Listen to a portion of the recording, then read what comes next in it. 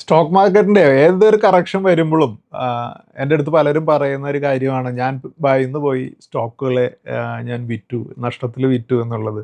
അതിനുശേഷം ഈ സ്റ്റോക്കുകളെല്ലാം തിരിച്ച് കയറിപ്പോയി എന്നുള്ള കാര്യവും പറയാറുണ്ട്. അപ്പോൾ സ്ഥിരമായിട്ട് ഇത് ഞാൻ കേൾക്കാറുണ്ട്. പക്ഷേ പലരുടെ അടുത്തും ഞാൻ പറയും, ഇനി അടുത്ത പ്രാവശ്യം സ്റ്റോക്ക് മാർക്കറ്റ് താഴുമ്പോൾ വിൽക്കാതിരിക്കുക എന്നുള്ളതാണ് നിങ്ങൾ ചെയ്യേണ്ടത്. അവിടെ നിന്ന് നിങ്ങൾ സ്റ്റോക്ക് മാർക്കറ്റിൽ പ്രോഫിറ്റ് നേടാൻ തുടങ്ങും എന്നുള്ളൊരു കാര്യം. അപ്പോൾ കഴിഞ്ഞ ദിവസത്തിൽ എൻ്റെ അടുത്തൊരു ലേഡി ക്ലയൻ്റ് എന്നെ വിളിച്ച് പറഞ്ഞു, ഇപ്രാവശ്യം ഞാൻ സ്റ്റോക്ക് മാർക്കറ്റിൻ്റെ കറക്ഷൻ കണ്ട് ഭയന്നില്ല, എൻ്റെ കയ്യിലുള്ള സ്റ്റോക്കുകളിലൊക്കെ കുറേയധികം സ്റ്റോക്കുകളൂടെ ഞാൻ തിരിച്ചു വാങ്ങി.